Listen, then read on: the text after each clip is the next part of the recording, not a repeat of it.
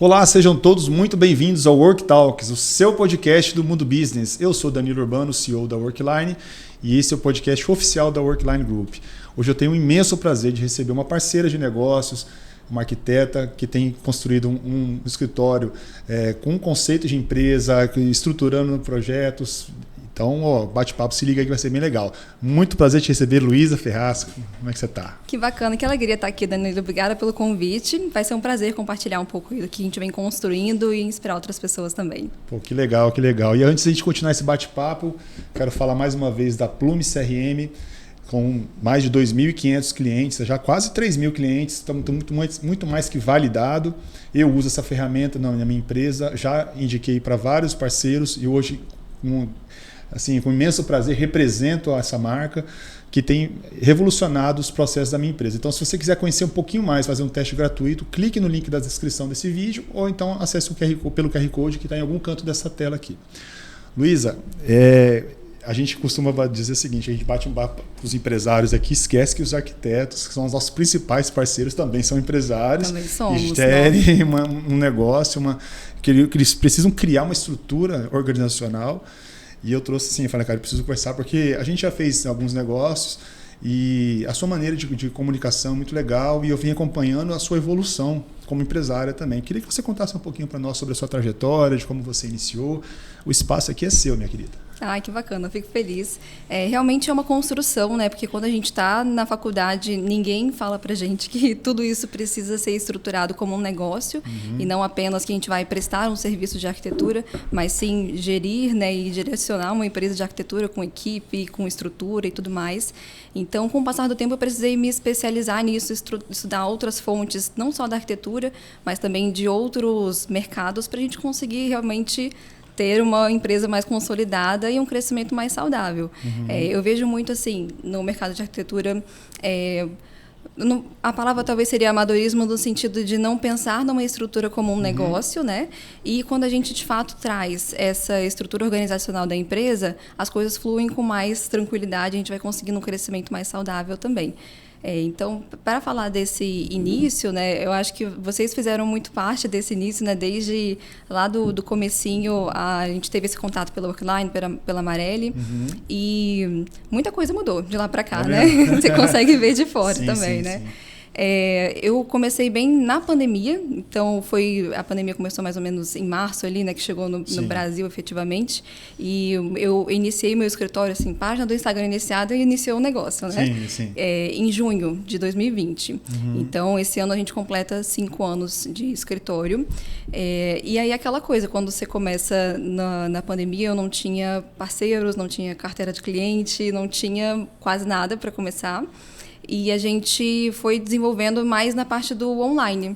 Então, muita consultoria online, muito projeto à distância para outros estados, porque uma coisa que eu sempre foquei muito foi, além da parte de gestão, no marketing, que é o que a gente consegue criar realmente esse contato, essa comunicação e essa conexão com outras pessoas, que é o que a gente estava falando um pouco antes aqui também, né? Com certeza. E você tem uma comunicação muito clara, isso aí ajuda bastante também a vender, de fato, os seus serviços, né? A mostrar o seu propósito para os seus clientes, né? Então, isso chama muita atenção, até de uma forma... sei lá, você nos ajudou lá na nossa feira a gravar alguns vídeos, você gerou conteúdo para nós de forma assim, espontânea, falou, sem nenhum tipo de interesse. Eu falei, cara, ela é diferente. Então, assim, prestigiar também, né? Numa feira diferente, um stand bacana. Então, a gente tem que se apoiar também entre nós do mercado capixaba também, né? De fazer e impulsionar uns aos outros, né? Para todo mundo crescer em conjunto. Eu acho que é legal. Então, você iniciou do zero total, você teve, como é que foi esse apoio? Você contou um pouquinho aí da pandemia e tudo, mas a ideia de escritório mesmo, porque começa a envolver muitos custos. Eu costumo dizer que o arquiteto eu admiro muito porque é uma jornada do cliente muito longa. Então, gerir esse processo de finanças mesmo, poxa, quantos projetos eu preciso ter dentro de um mês, quantos leads eu preciso gerar para ter quantos leads eu preciso gerar para poder ter um negócio fechado, daí sim gerar uma receita. Essa receita, quanto tempo esse cliente vai permanecer na sua base, porque uma coisa é ele permanecer na sua base te dando só despesa. que são as visitas, né? Esse acompanhamento. Coisa que você consegue computar. Exatamente.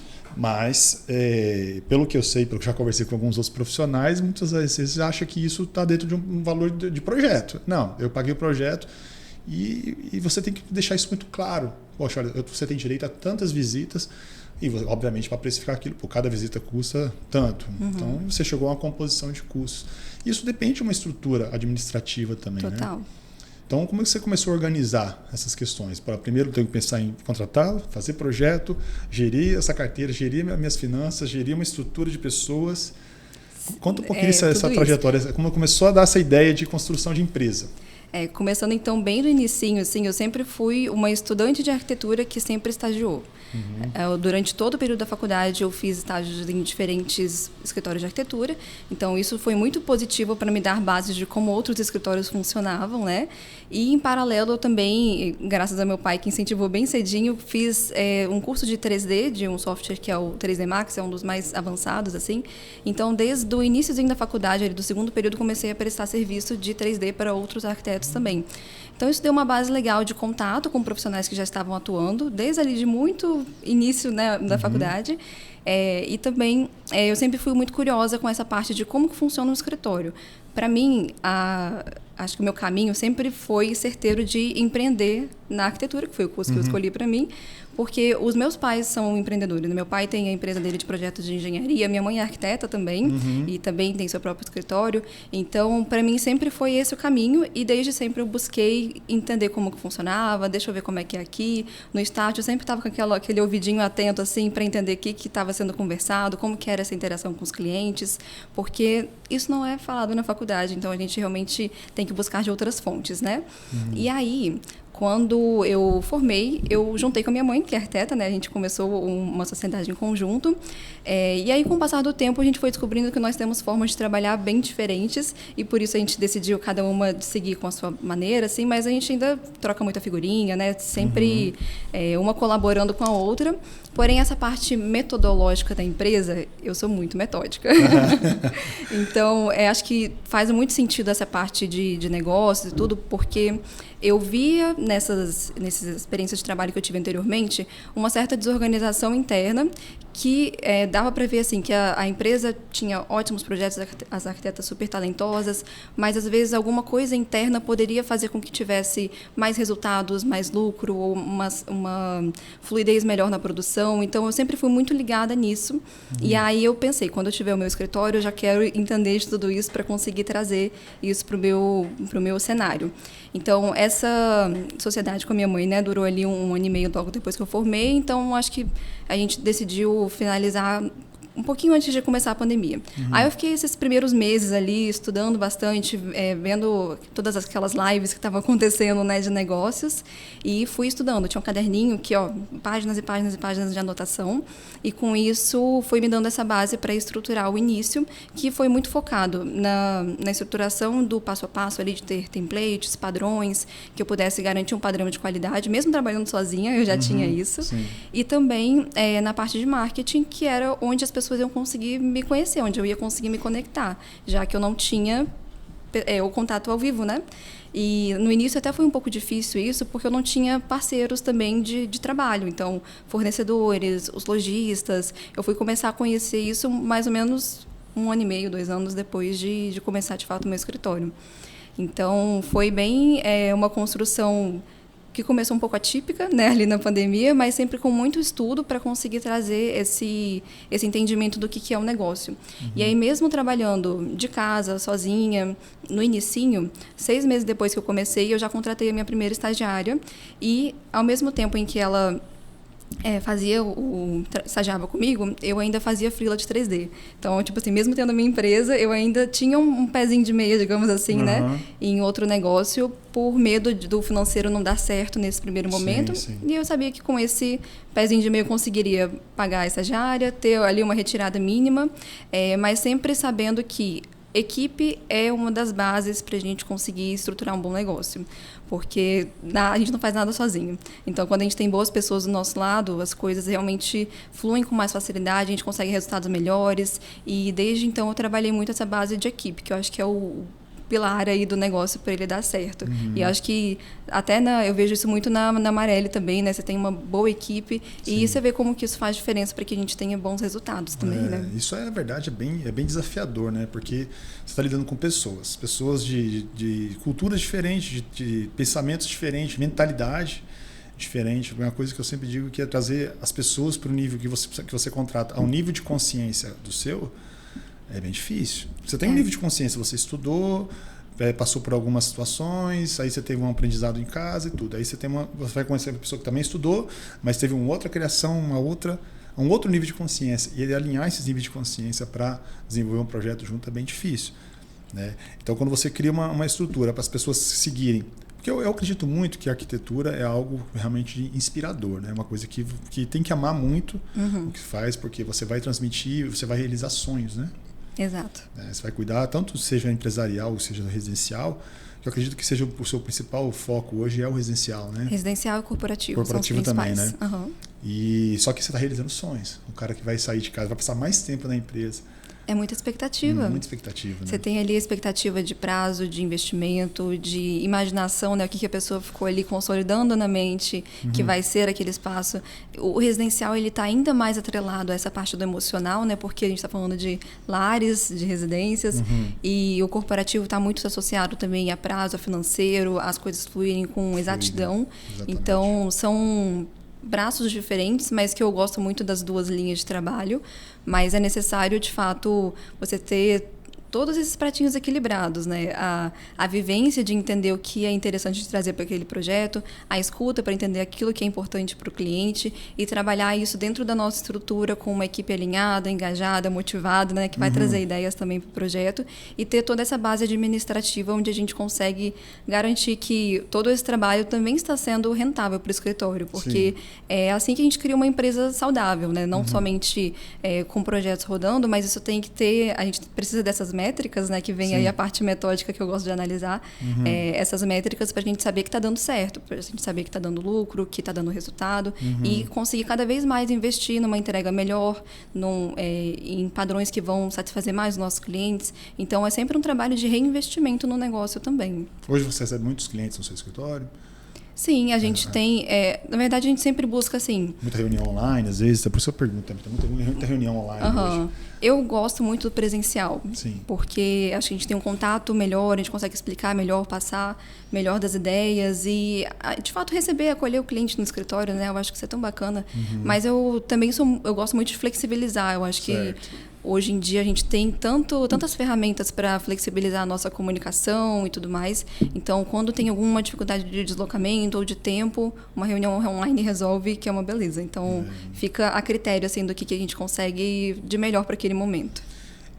Você iniciou num período assim, caótico, né? Então, iniciar nisso aí também, porque acho que toda revolução, toda inovação vem depois de uma guerra. A gente estava numa guerra. Essa estratégia que você criou para prospectar clientes, como é que você desenhou essa estratégia? Poxa, eu estou no meio, as pessoas hoje vão sair de apartamentos criando casas, mas tem muita gente pensando como eu, tem que ter estratégia, né? Estudar de fato como é que o mercado está se comportando, né?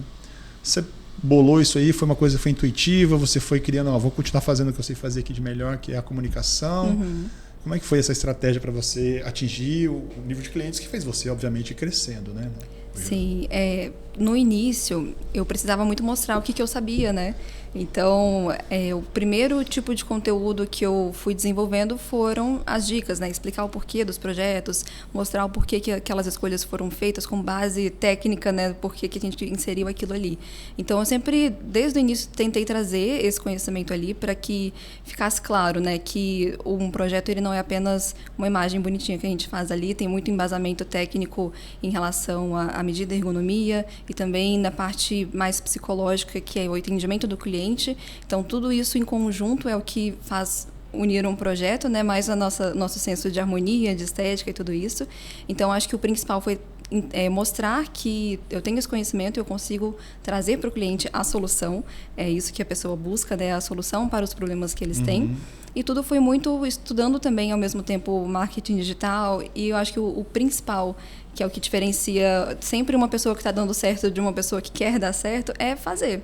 Eu acho que a gente precisa colocar em prática, botar a cara a tapa, tentar. Às vezes vai ficar ruim, quase sempre no início, né? Sempre fica ruim. A gente dá bastante cabeçada, né? Mas é necessário passar por esse momento. Então, eu sempre tive na minha cabeça, o quanto antes eu tentar, antes eu vou errar, antes eu vou acertar e vai dar certo, né?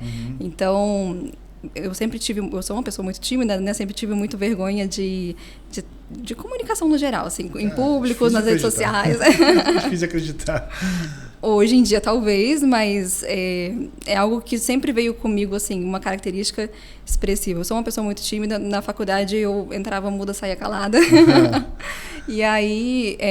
mas a partir do momento que eu entendi que eu precisava desenvolver essa habilidade para conseguir ter o sucesso que eu almejava, aí parou de ser algo, eu sou assim, e passou a ser algo, eu tenho que melhorar, tenho que mudar.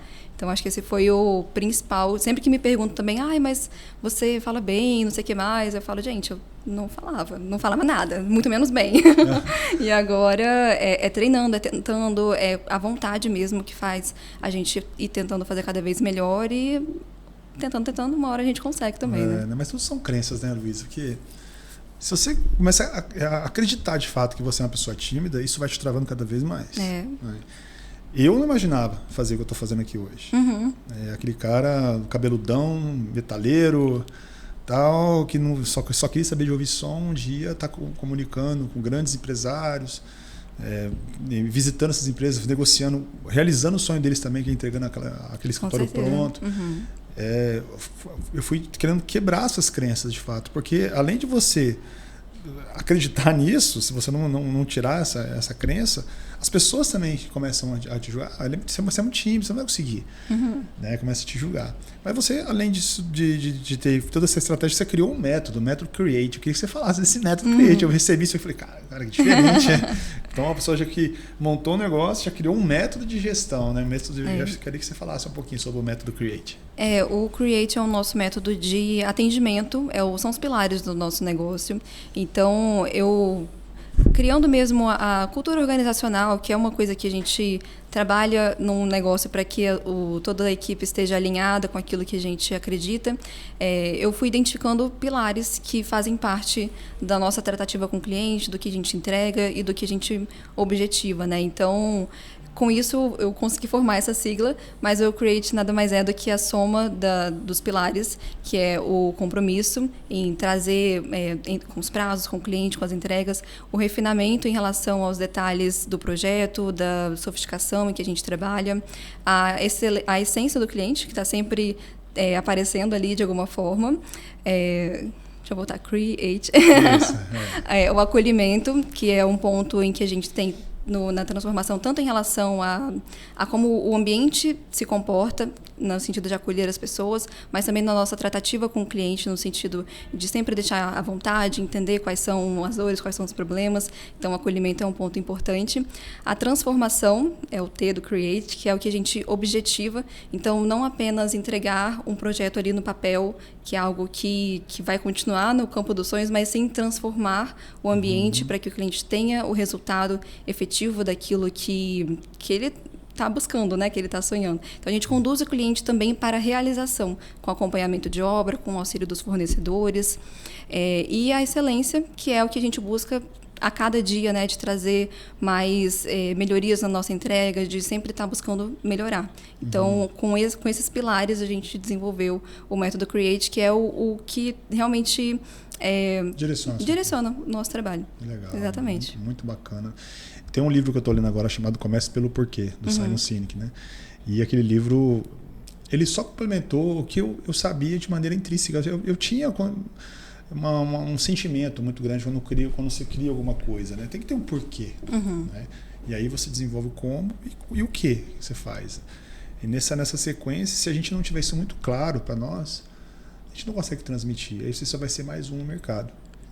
A pessoa não entender que o objetivo, o porquê que a Workline existe é para melhorar os resultados dos meus clientes e transformar ele numa pessoa melhor. Pô, mas o que tem a ver isso com venda? Tem tudo.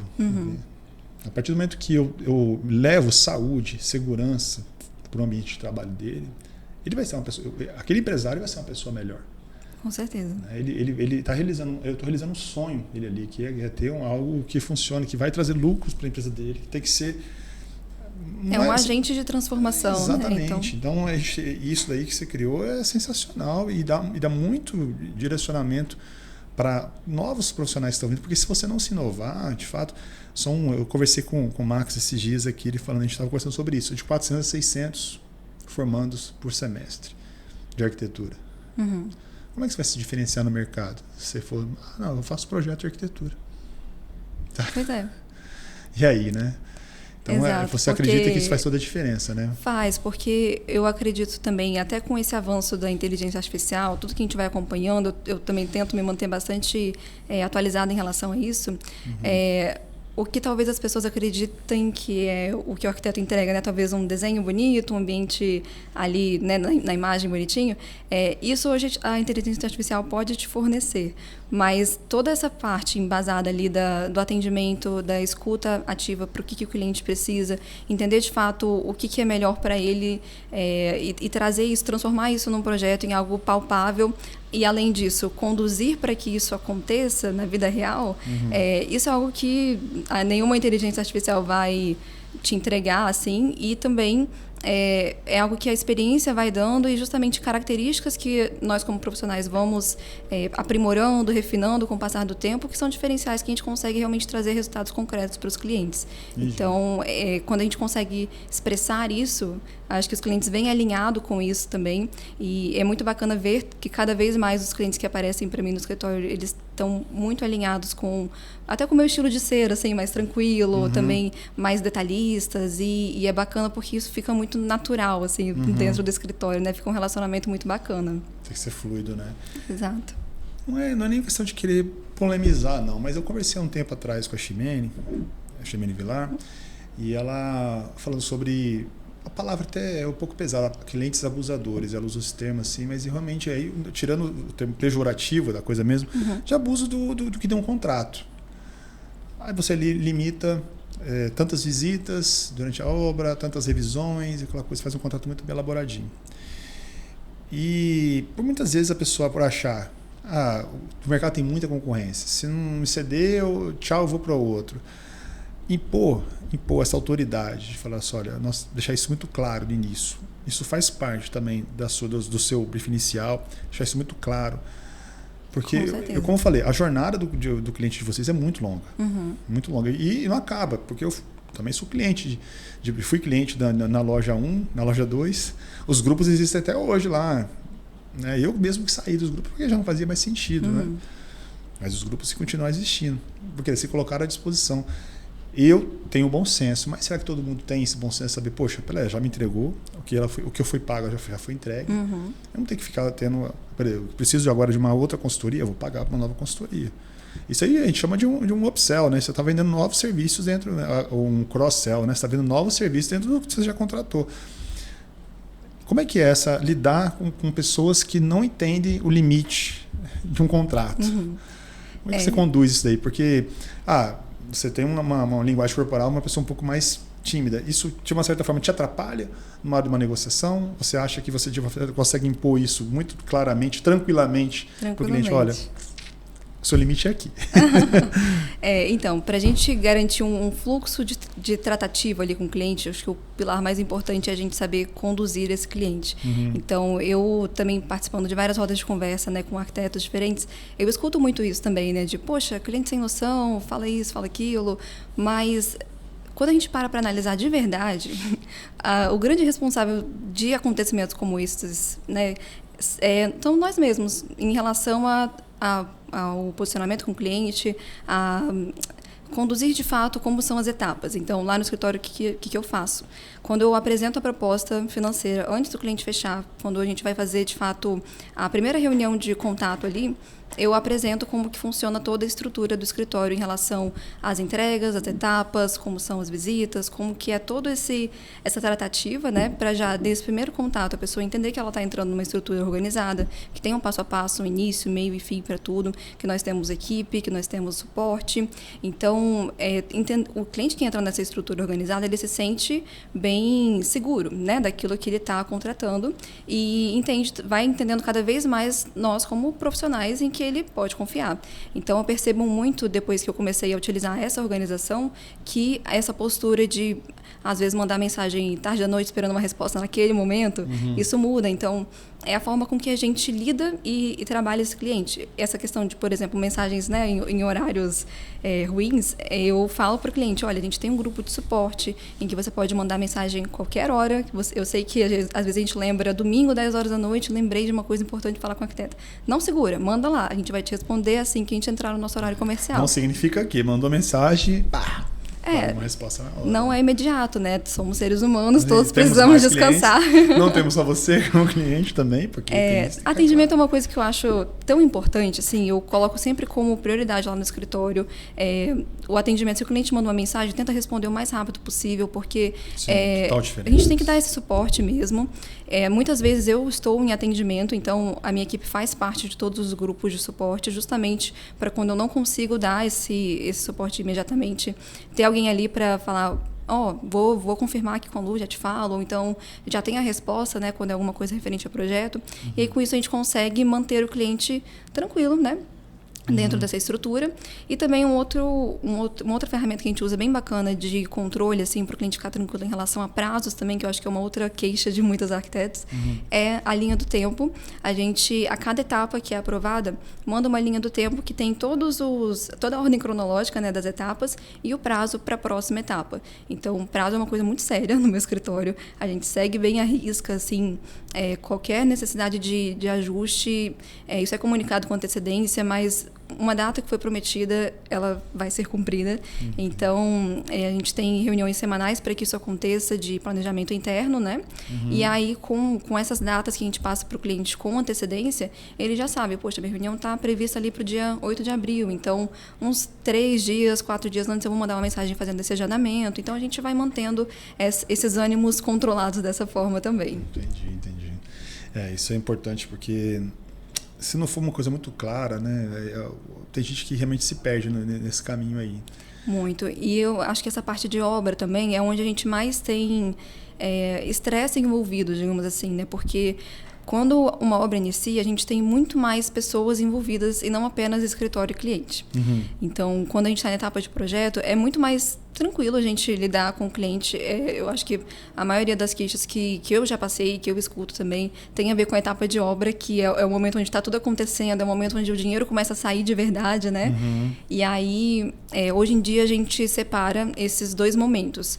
Um contrato é o de projeto, onde a gente vai desenvolver todo o planejamento, todo o detalhamento, especificações, e outro contrato é o acompanhamento de obra, onde a gente vai realmente dar um suporte durante toda a execução. Então, para isso, eu até criei 3 serviços diferentes, dependendo do nível que o cliente gosta de se comprometer com a obra também. Sim. Então, tem clientes que às vezes vão reformar um ambiente dentro de casa e eles vão continuar morando lá.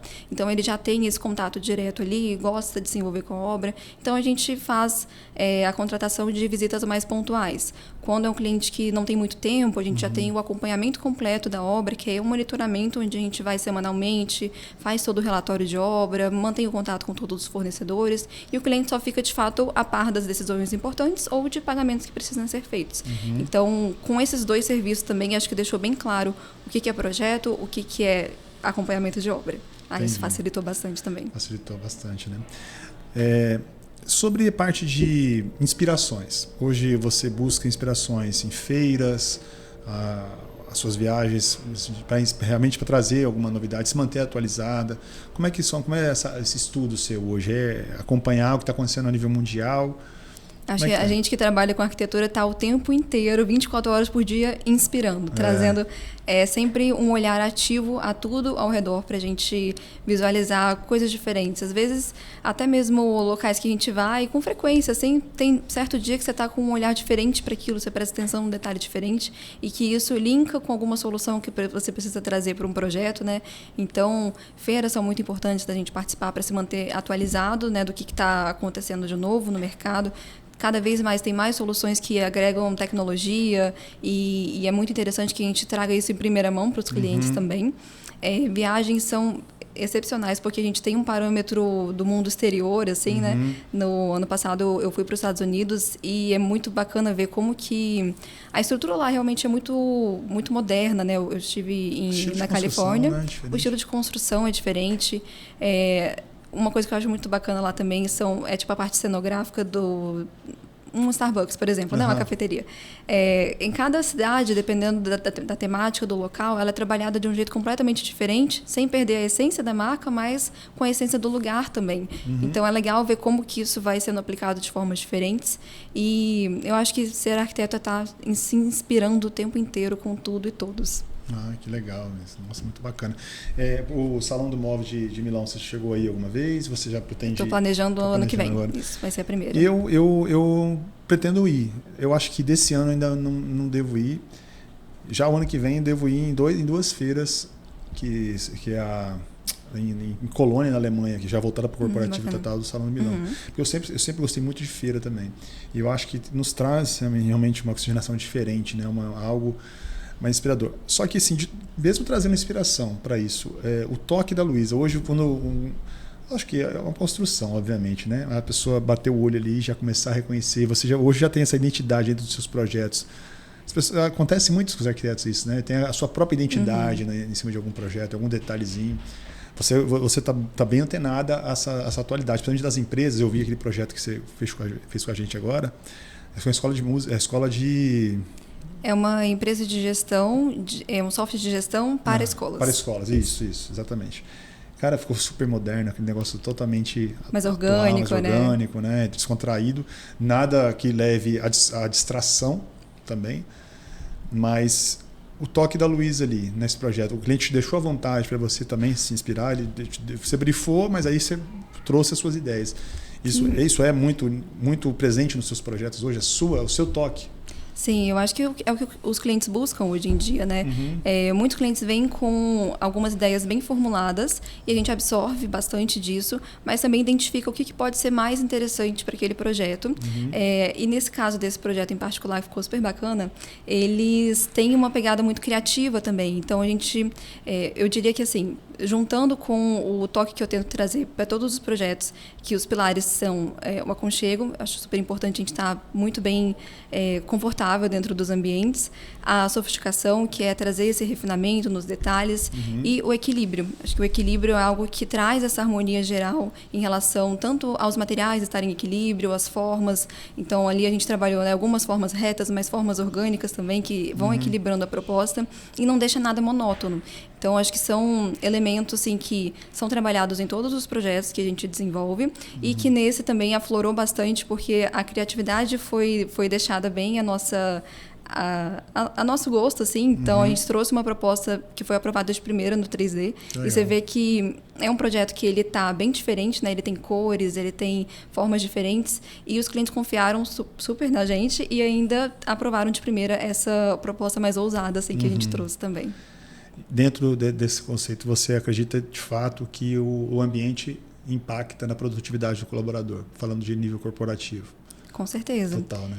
Porque também, eu acho que até mais internamente, né, as pessoas que estão no ambiente agradável se sentem mais valorizadas também. Então, eu senti muito isso também até no briefing mesmo dessa empresa que a gente trabalhou, que eles estavam no momento de ascensão da empresa, mudando para uma nova sede, em que era uma sede, uma localização super bacana, e eles queriam trazer os funcionários, os colaboradores, mais para o espaço físico, porque como era um trabalho híbrido, muitas pessoas ficavam de home office, então a intenção foi, vamos deixar esse espaço super bacana, não só para estruturar a marca, porque realmente é uma coisa importante também você ter um espaço físico para demonstrar que a sua marca tem o espaço que você quer estar, né? E também para que os colaboradores estejam bem satisfeitos e felizes no ambiente de trabalho, que seja organizado, que seja bonito, agradável, para receber todo mundo ali em união também. Bom, que legal, Luísa. E o que você dá de dica para essa galera nova aí que está vindo? Esses novos estudantes, esse galerão aí que tá vindo, se formando, assim, 600 pessoas se formando, vai para o mercado de trabalho, assim. E aí, agora a pessoa, vou procurar um emprego. Geralmente começa como estagiário, né? Muitas vezes, muitas vezes começa como estagiário e ali já se for muito bom, fica, ou então monta o seu escritório, porque a veia empreendedora esse lado de montar um negócio não é para qualquer um. A gente sabe Não que é difícil. Quando você está do lado de cada mesa, ele é complicado, porque são muitas variáveis no meio do caminho aí, são muitas vidas que dependem de você. Exige muita inteligência emocional, eu acho, empreender. É claro, assim, eu acho também que com essa revolução aí pós-pandemia e tudo mais, o empreendedorismo está cada vez mais em pauta, né? É algo que eu vejo cada vez mais pessoas objetivando, mas eu também penso assim, né, que tem tantos profissionais bons que podem agregar em equipes para ser, né, algo ainda maior.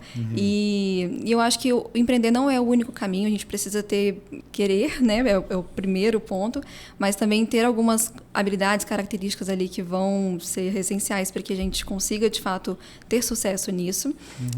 E para quem está começando, eu acho que o ponto de partida é ir buscando experiências. Talvez se eu tivesse menos vontade concreta de empreender, teria trabalhado mais tempo em algum escritório para absorver mais. Eu acho que daí a gente consegue ter mais segurança e realmente começar estruturado, começar bem. Porque muitas vezes a gente começa muito cru, sem saber muito bem como guiar o cliente, como estruturar a empresa, como entender se está sendo um fluxo de caixa saudável ou não. E aí muitas pessoas se frustram com a profissão, saem da profissão, vão fazer outra coisa. Eu tive vários colegas de sala que passaram por esse processo. Então, eu vejo muito essas duas vertentes, assim, né? De pessoas que tentam, se frustram um pouco e recuam, e pessoas que vão escalando e vão tendo sucesso. Então, vai dependendo do caminho. Acho que estudar e tentar e acertar e errar e tentar de novo é super importante para a gente conseguir. Vocês têm no caminho aí muitos parceiros que a gente vai formando. Por exemplo, hoje espero, né, que o imobiliário corporativo conte muito com a gente cada vez mais. Mas eu acho que o que é mais perigoso é a indicação, principalmente de uma construtora, uma mão de obra. Porque aí você traz para você uma responsabilidade que muitas vezes é do cliente, de fato, da construtora. Não é a Luísa que coordena uma construtora, né? E o que é o grande gargalo das obras hoje é os prazos, né? Então, hoje você indica também essa mão de obra para os seus clientes. O cliente, na maioria das vezes, ele já tem a sua própria mão de obra e você só vai se alinhar, porque aí você vai ter que lidar com pessoas também que você nunca teve contato. Aí tem que meio que mandar neles também, dar o direcionamento, tá errado, não tá fazendo do jeito que eu quero. Esse contrassenso, muitas vezes, aí de lidar com pessoas muito diferentes é ruim. Né? Também é bem difícil. É uma orquestra, né? Você tem que ser o maestro de uma orquestra. Mas nesse início dessa jornada, você costuma indicar algumas mãos de obras que você já usou em outros lugares?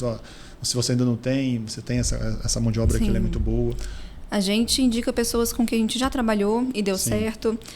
Ou eu também capto muito por clientes que contrataram uma mão de obra e aí eu vi que foi legal, funcionou bem. E aí, a partir desse momento, a gente vai indicando também.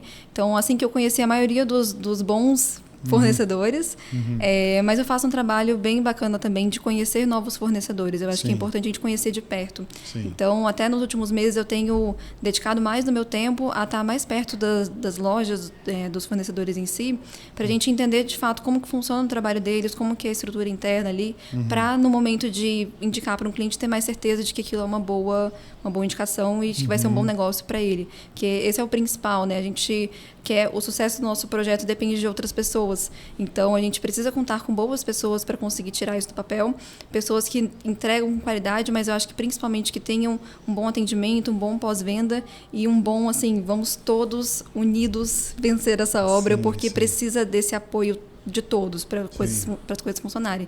É ruim quando tem uma equipe muito distante uma da outra em que cada um fica delegando problemas e aí as coisas começam a sobrecarregar o escritório, porque a gente, como a primeira contratação e como os maestros dessa orquestra, a gente acaba abraçando todos os problemas que acontecem. E muitas vezes não é nem de fato uma responsabilidade contratual nossa, mas é a vontade de ajudar o cliente, a vontade de ver o projeto pronto, e isso acaba trazendo muito volume de responsabilidade, de demanda, de tempo. Então, a gente precisa contar com boas pessoas, bons fornecedores para as coisas fluírem com mais tranquilidade. É um caminho. Já tive muito problema com obra. Ultimamente, eu tenho trabalhado com boas empresas que estão funcionando bem, mas a gente precisa estar o tempo todo ali trabalhando em conjunto para as coisas fluírem. Eu imagino que deve ser uma loucura isso daí, cara. Porque administrar. Porque assim, como eu estava falando lá no início da nossa conversa, você tem uma jornada com o cliente longa. Quanto mais rápido você conseguir concluir, aí você tem condições de agregar novos serviços seus a esse cliente. O que você me contratou está aqui, está entregue. Bom, beleza, a chavinha está aqui, está tudo certo. Seja do escritório ou da casa. Agora temos uma outra situação, uma ampliação daqui, ou uma parte de paisagismo que a gente não trabalhou no início, porque a prioridade era, se você concluir isso de uma maneira, num time legal e fica coordenado com todo mundo, a sua chance de diminuir essa jornada, porque essa jornada muito longa não é interessante para você. Mas sabe que isso é uma coisa que eu vejo pouquíssimas pessoas falando dentro do mercado de arquitetura, porque eu vejo, do que eu tive de experiência até agora, né? A maioria das pessoas tentando oferecer um pacote de projeto muito completo, com visitas, com acompanhamento, com tudo mais. Foi assim que eu comecei a trabalhar também, a gente querer vender para o cliente uma vez só, e vender a solução mais completa da face da Terra. Eu adoro ficar aqui picadinho.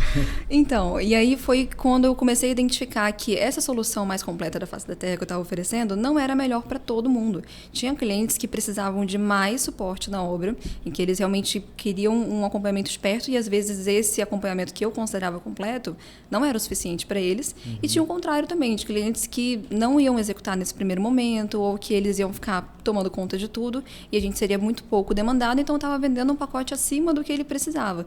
E aí, entendendo como isso estava acontecendo, eu decidi de fato separar e oferecer acompanhamentos diferentes, porque a gente consegue realmente trazer essa visão do que me atende melhor. Então, eu tenho opções para escolher e personalizar o meu serviço, meu atendimento, e de forma que vá completar, né, tudo que eles precisam. Legal, muito legal. E como é que você vê aí o seu escritório para os próximos anos? Como é que você está pensando a longo prazo já? Crescimento, escala, mais pessoas? O que você visa para os próximos anos aí? Não, a gente já está no crescimento engatinhando, assim, subindo.